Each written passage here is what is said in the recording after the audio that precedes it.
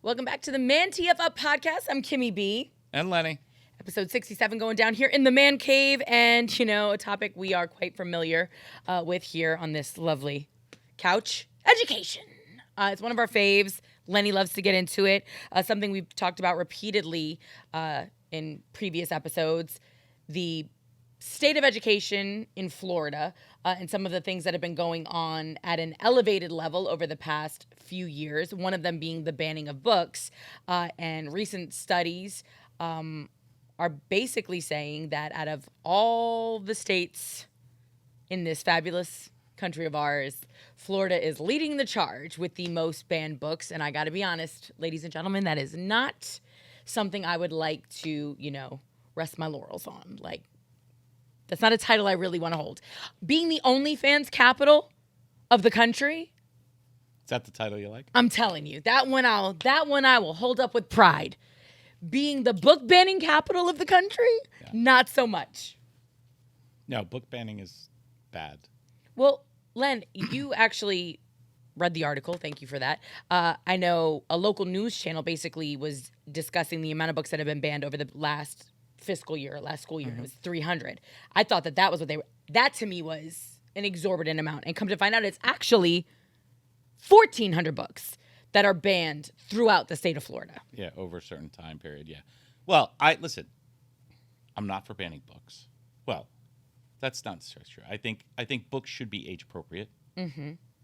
That's one.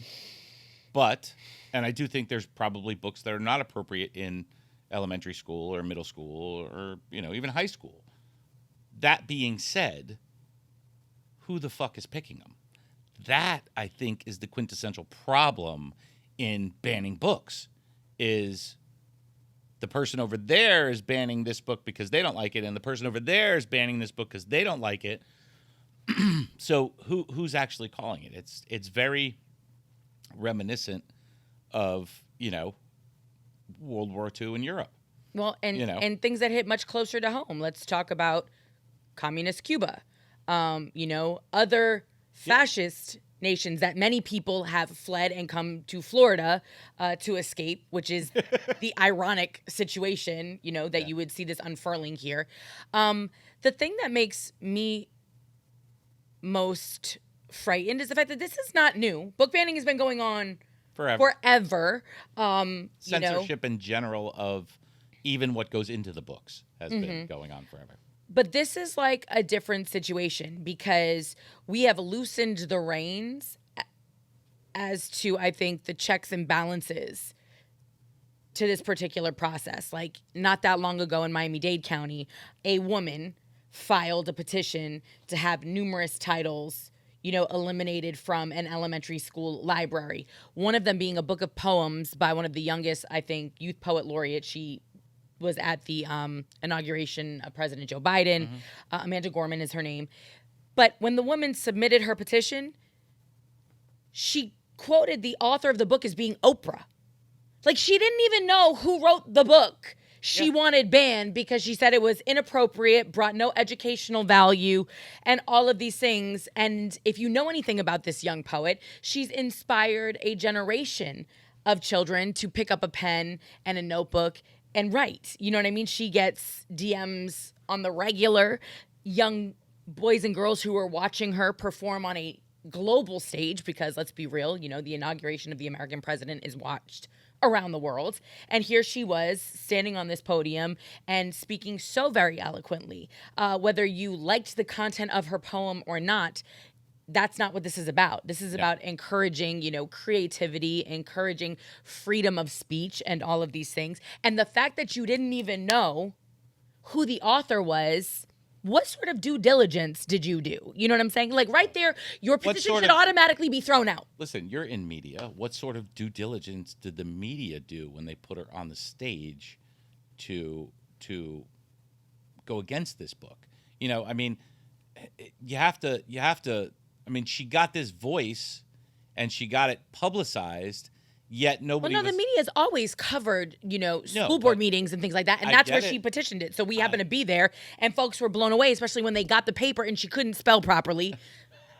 Like, she didn't know who the authors were. And her whole deal was she was determining what was of educational value. Not the people who have master's degrees In and education. doctorates in education who have literally dedicated and committed their lives to, educating future generations of Americans. This rando woman, and I don't even think she has kids in the school. Did she succeed? According to the article, she did initially. But according to the article that I read regarding where books have been banned, nothing was banned in Miami-Dade County. I believe they moved it to a different section of the library. So where it may have been accessible to children, below 5th grade, it might now be in a section that's only supposed to be for middle schoolers or something along those lines. So I think it was more of a movement of the book as opposed to a full-on ban. But even with that, it's a book of poems. Like, it's wild to me. And a lot of her poems are based on American history. You know what I mean? It's like, Yeah, I mean, it doesn't even matter the content. It's irrelevant. It's who is deciding what new books are coming in and what old books are going out. Who's deciding that? I mean, it's some of these controversies are over fairly recent books also. Mm-hmm. Oh, no, yeah. Like All Boys Are Blue, like, yes. Yeah, so who's deciding what books come in and who's deciding what old books go out? It's like, Those like Dear God, It's Me, Margaret, which has been around for Judy Blume. Generations. What's the other one? To Kill a Mockingbird. Well, but that's, so here, but Judy Blume. Like, Judy Blume was a rites of passage. How about Dr. Seuss? No. I mean, and that's wild, too. I used to literally do a Dr. Seuss day for the Miami Children's Museum. They would, on Dr. Seuss's birthday, they would bring in kids from different schools, young kids, and they'd have guest readers come in and read, from an array of Dr. Seuss books. I used to always get the Cat in the Hat when I went to do a broadcast from Universal. I bought the big Cat in the hat so that I could wear it when I read to the kids. Like, I lived for it. Guess what? They don't do anymore. Celebrate Dr. Seuss's birthday. Yeah. Why? At least we haven't. I know, like, during pandemic, we didn't read a Dr. Seuss book. We still did something because it was really just to encourage reading. You know what I mean? And that whole situation. But to me, it's one of those. Explain why. I don't understand if there were problematic books that he had. Because that was what was kind of brought up in conversation. Okay, remove those. But the man has written a plethora of books that so many of us, like, I never read a Dr. Seuss book and interpreted any of it as being green eggs and ham. Do you know what I'm saying? Like as being racially motivated or any of those things. But he is a known. So was Ford. Henry Ford was. But Henry Ford built cars. He didn't write books that educated. Everybody drives Fords, even though he was a Nazi. Yeah, well, but so was Walt Disney. Exactly, and everybody goes to Disney World. But do you realize? So why are we banning books? But he's also been called out, on it. I don't know that was, as well known a fact until recently that, he was a sympathizer, that these were some of the values or views Ford? that he held. No. Dr. Seuss. Oh yeah. But again, it's to me, when you have situations like that, it's a teachable moment, right? Like, you can go back and you can take those same books and you can weave that into American history somewhere further down the road and really go into it and talk about it and why these things are happening. Like, why do people think by eliminating something, right, you're going to avoid the conversation? That's not how life works. No. And you can use it as a conversation starter. How do you feel about this? Like, that's the whole thing that blows my mind. That's the whole point of education. It's to challenge people to think. It's to not the point of education in this country anymore. Well, it's not. They don't encourage individual thought. No, they don't. It's not. That's not the way it is. And you could see by the thinking. Standardized testing. Everybody's learning how to take a test. This specific test for what? I mean, we've discussed this a million times about what we learned when we were in school versus what they learn when in school now. I mean, how about basic history? How about, the fact that physical education and art are no longer prevalent in any public schools. Why? Mm-hmm. Because half the kids are too fat to dress out? I mean, what's causing that? And why is But it what are being you allowed? replacing it with? That's my other question. Because I was thinking about this, honestly, Lem, when we were talking about the book thing and we've had the conversation about what you are and aren't teaching. And I actually Googled, what are some life skills, right? Because that's the other conversation that people love to have. Zero. What are some life skills that we should be teaching in school? And, they had an incredible list, which we could probably do a whole separate podcast on. But it was funny because I started thinking like, okay, so when would you fit this into the curriculum? And I went back to high school and I was like, bro, I had like 2 study hall periods a day on some math? days in high school. No. What I'm telling you is they're wasting time. Yeah. Like, so give No, me a second to absolutely. finish my thought. Is like, Oh. you act like there's no time in the day, but really we have children just sitting there twiddling their fucking thumbs, and I'm sure in 2023 playing on their phones, because even back in the late 90s when I was in high school, I had a full course load, but I still had study hall periods. Like on the days I didn't have PE, that was usually a study hall class. So fill study hall with something that's actually beneficial, as opposed to just a period where a kid's gonna put his head down and take a nap in the middle of the day, or like I said, now pull out their phone. Why aren't they in a financial literacy class? Why aren't they in a home ec class? And by home ec, I'm not saying that's for women. I want men and women in there. All your little sons need to learn how to cook a box of macaroni and cheese, should know how to do a load of laundry, vacuum a home. Like, why not teach Yeah, your people wife how? might not be home. Or you might not have a wife, or that might keep you from getting a wife that drives you crazy. Like if a man is self-sufficient, maybe he doesn't jump into the first relationship that, comes his way, the first piece of pussy that falls on the couch, and a woman can then, if she can fix a light, if she can, change a fucking tire, she's not looking to your son to be Prince fucking Charming. You know what I mean? Like, or she's not fed the narrative that's You know how I what feel she about needs. that. Let's not get into this. No, Chauvinistic. but you No, but can't. yes, you're Like, absolutely right. These things need to be taught. Why aren't they teaching you how to count money in math? Why isn't your problem based on, okay, I make $500 a week and my apartment is this and my electric bill is this and my it's a math problem. It's all a I fucking get it, but math that's very problem. basic math. Yeah, and, but- and you sent me a clip that was talking about, or I don't know if you sent it to me, but I got it on my I learned Instagram all this page. stuff in elementary. You didn't learn quantum physics though, and that's what they're teaching in China. So to me, that's a separate thing. Like, let's not dumb down math now and teach, No, but I'm saying- $500 over here, and if you take away 25, This all starts. really, Lenny? Sorry. You have an alarm set. That's a whole phone call. Let's, Next level. That was next listen, level. I don't do this for a living. Oh my goodness gracious. So I'm just saying, don't dumb down like math class.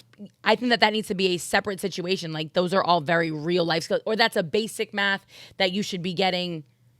Kimmy, I'm talking about early education. Okay, I'm not yeah. talking about high school. Early education, they don't get the core. If you don't get the core, I mean, all these things, how Congress works, how the Senate works, who the president is, all that stuff. Lenny, I was gonna say I don't believe that they're not teaching that. I just don't think people give a shit. Like, I don't think parents are going out and voting. I don't think parents are engaged civically. I don't think that it is a priority to kids. So they go to school, they sit down, they get taught something. Like you said, they get taught whatever they need to know to pass that year's standardized test. And there's no. Do you think that's all over the country though, or just in the metro areas?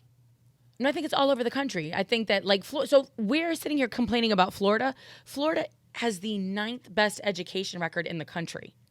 9th. Yeah, but we're like 200th in the world, so. I get that, but my point is they're 9th. And so I'm sitting here and I think Florida's education system is trash and we're 9th. So imagine if we're in the top 10, what it's like if you're in, if you're number 46. Yeah. That's fucking frightening. Sorry to curse, and I know that we're gonna have bleepy bleeps. No, this is not live radio. Well, no. But I know, like, sometimes it just makes it more difficult for next year. Fuck. Okay. Say it as much as But my point, like Len, why don't we have banks in actual schools? Do you understand what I'm saying? Like, why, with all the banking industry bullshit that's going on, that should have been one of their punishments. You have to go and you have to put a branch in every public high school in the country. You need to hire kids to be tellers. Like, at least when they graduate high school, they could actually come out and go get a job at an actual bank. But every kid should be given a bank book. Like, I mean, they don't even know you don't have to know how to balance a checkbook anymore because nobody has checkbooks.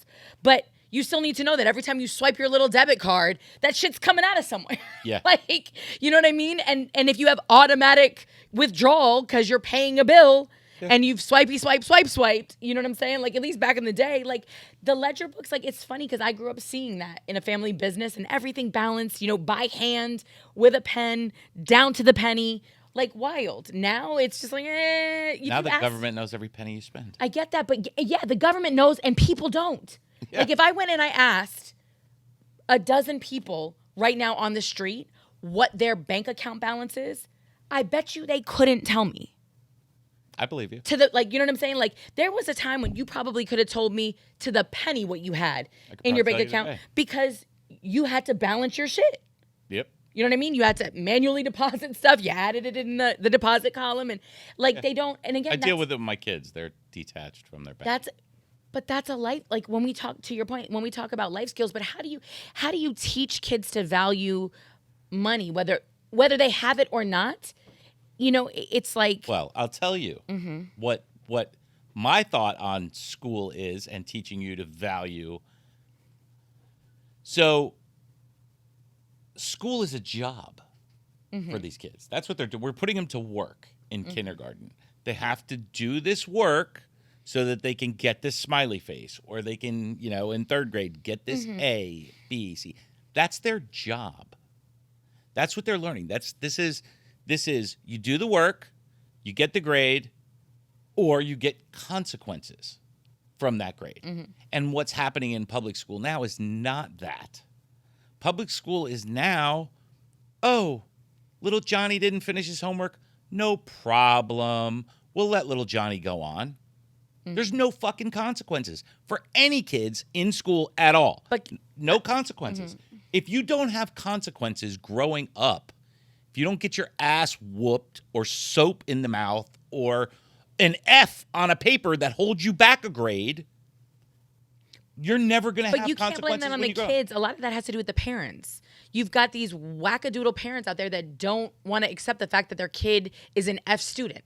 And also, on the flip side of that, don't want to put the work in at home to helping that child no longer be an F student. So then they go and they berate the teacher. You can't fail my kid. Blah, blah, blah, blah, blah. I get it. So you're a socialist. So you're a communist. Like, where does the spine come in? Does the school say, look, your kid has to do better, or we're going to send him to another school? Or do we just pander to the parents and let the kid go through? Yeah, but sending them to another school doesn't do anything. Like, if you don't send them to a fucking dunce cap school. I don't know. Dunce cap. I mean, there's no consequences for anybody. Yeah, and I don't think that that's just a public school thing either, Lenny, because across the board, this country is suffering as far as education goes. We used to be top tier, top 3 in everything: science, mathematics, literature. If you were talking about Nobel Peace Prize winners and things like that, the likelihood of them coming from the American school system, whether it was, elementary or higher education, was pretty high. And now they're graduating from our incredible universities, but they're not necessarily starting off in this country. You know what I'm saying? They're not, they're coming from other places to take advantage, but it's unfortunate because many Americans can't. And it's not because we're not letting them in, it's because they're not qualified. You know what I mean? Like other people are just more qualified to be accepted. Smarter. Yeah. But with that being said, though, it's a recurring theme on this show. Like, we're over here wasting time banning books, right? Why are we so concerned with what we want to take away from our education system when we should be concerned with what we're pouring into it?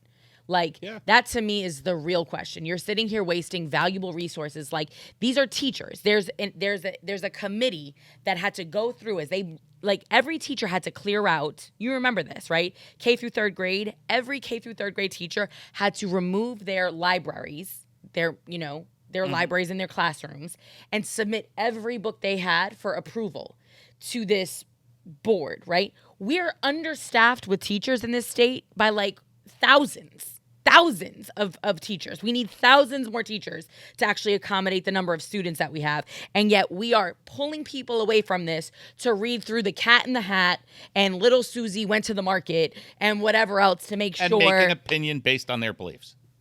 Do you know what I mean? And we're asking them to make an opinion based on their beliefs. They're not making an opinion based on anything other than the way they feel. And what I don't understand, though, is beyond that, though, I know you're big on, like, as a parent, you feel that it's your right to decide when, where, and how certain topics are broached, certain conversations are had with your children, right? So if a child happens to bring home a book that then causes them to ask you questions that you feel are inappropriate for their age, again, I go back to the teachable learning moment for all parties involved.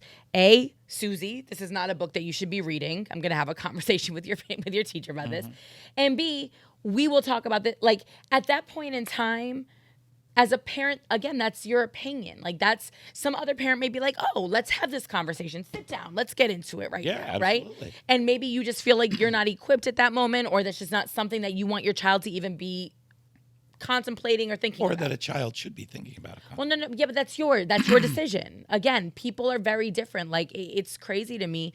My mom and I had an incredibly open, communicative relationship, right? I get it.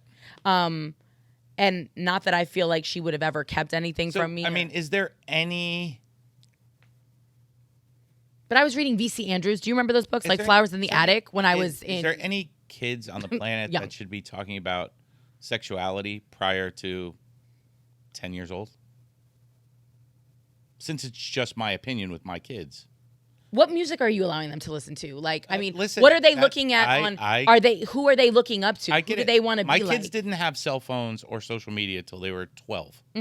But that's not keeping them off of a computer. That's not keeping them away from the friends who do have access. That's not keeping them away from older brothers and sisters. No, of course. Cousins. It's going to slip in there somewhere. I watched Debbie Does Dallas when I was Well, I mean, but there's 10-year-olds. There's 10-year-olds out of Miley Cyrus. You remember when she was Hannah Montana? Like, so now when Hannah Montana ends up at the VMAs on a stripper pole or whatever award show that was. We're talking about school. I get we're that. Talking about but school, this is all. But guess what? Your children spend more time at school than they often do at home.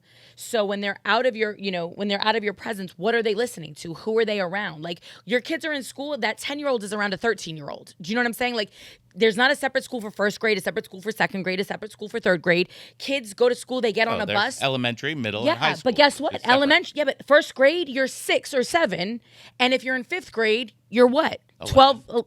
Yeah. Big difference between a 6-year-old and a 12-year-old, but they ride the bus together. I feel you. So the kid that's got his AirPods on that's listening to Cardi B and Meg Thee Stallion WAP because he's on the school bus, and your 7-year-old might be sitting across from them or whatever. Like, you can't, you put your kid in sports. Same situation. Like, there's going to be conversations. So the more, opposed you are to having that, or the more closed off you are, I think it makes it more difficult for them to communicate. And we all know kids want to know what they're not supposed to know about. You ban a book, the likelihood of them wanting to go out and read it is even higher. You tell them you can't listen to that dirty, nasty song. What do you think they're going to do? What did you do, Lenny? I feel you.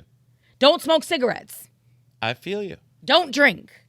Like, I feel you, but that's not the point here. The point here is that the school system itself is not doing its job.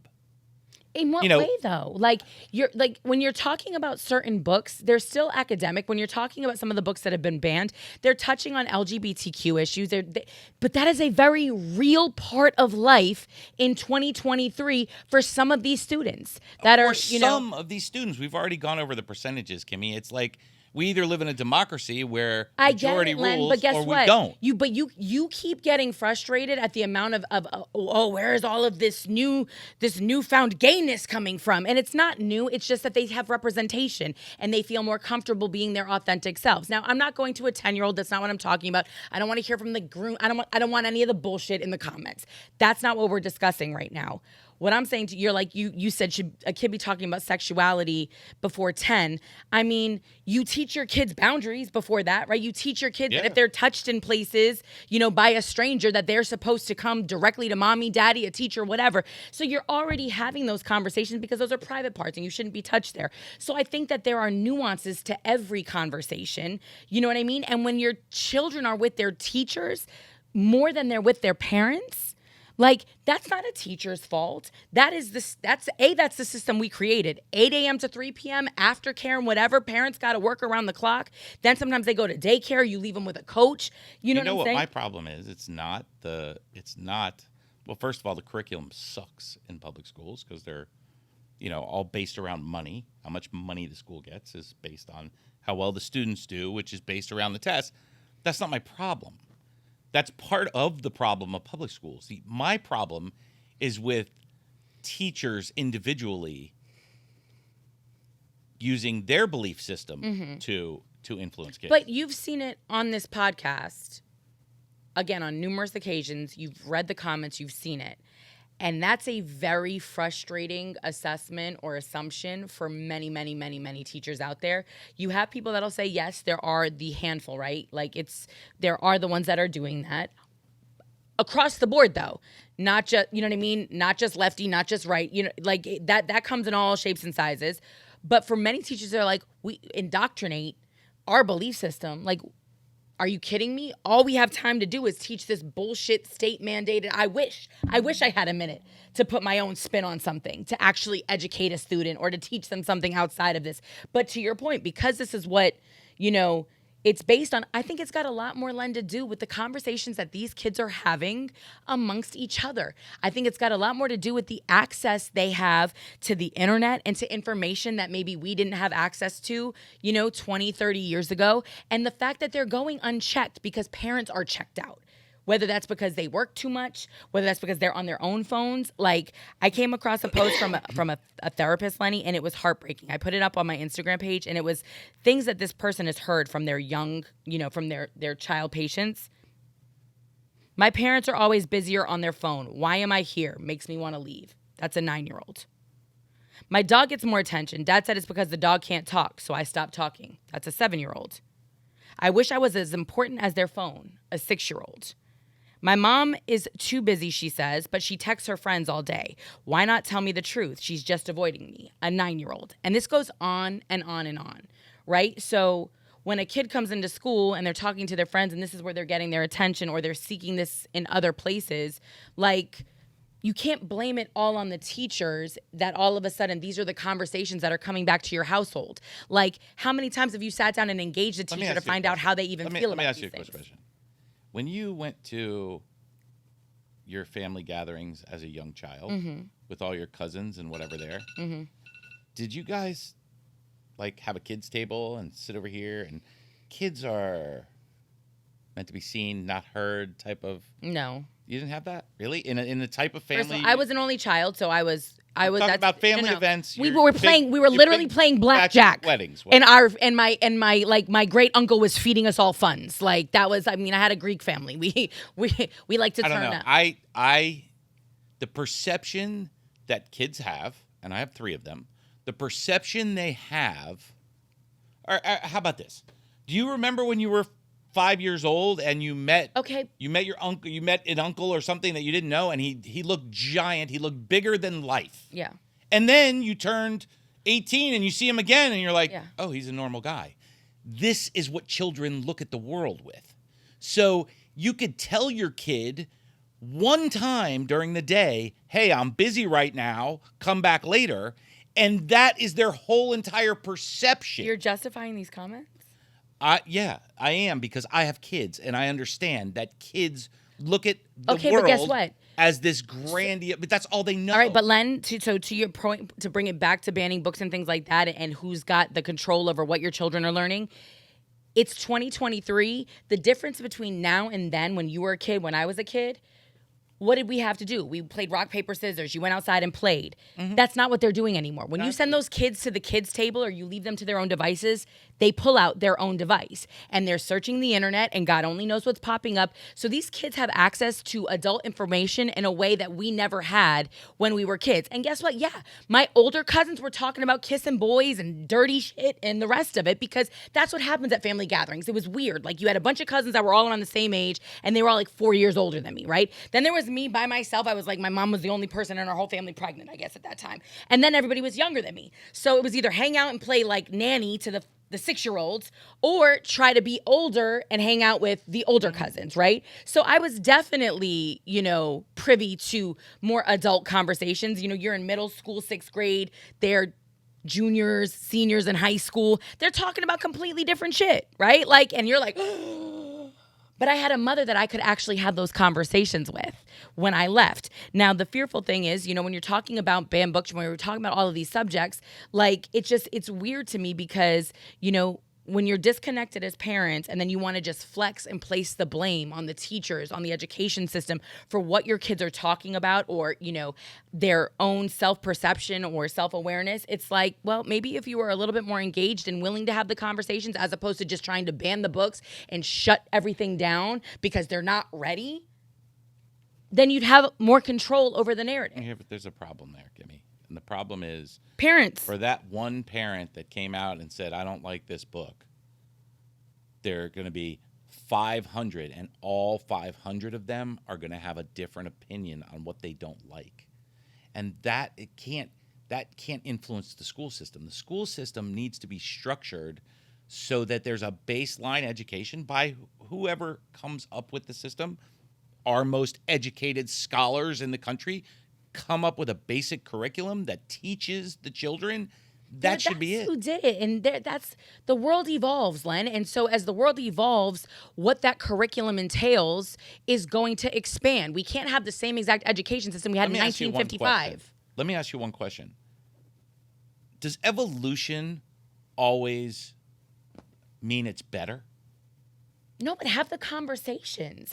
I mean, doesn't. they I don't evolved, think that technology is they necessarily evolved made the world PE. better. They evolved PE out of school. They evolved teaching you about food out of school. They didn't do that. The education system didn't do that. Parents, pussy-ass parents did that. That's the problem. Stop blaming it on the teachers, the principals, and the fucking kids. It's the parents. If shit goes away, it's the people paying the taxes. It's all of your fault. I'm not taking any of the blame because I don't have kids and I'm not bitching at them about this shit. Another thing about the spine. If the system doesn't stand up to the parent, then how is it supposed to, you're telling me that the parents don't want PE anymore? You can't talk out of both sides of your faces. Clearly, some of them don't. Or it would be there. Put your kids somewhere else.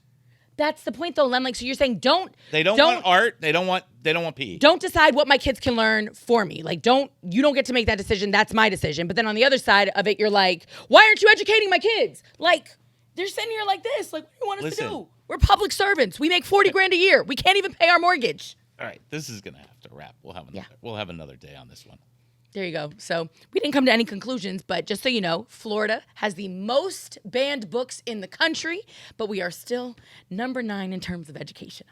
How that happens is beyond me. That is just a testament to how poor education is. We need a lot of comments on this because we're going to come back to this in a couple weeks. Facts. Episode 67 is a wrap. We will see you next time. Like, subscribe, share, and follow any and everywhere. Peace out. Peace.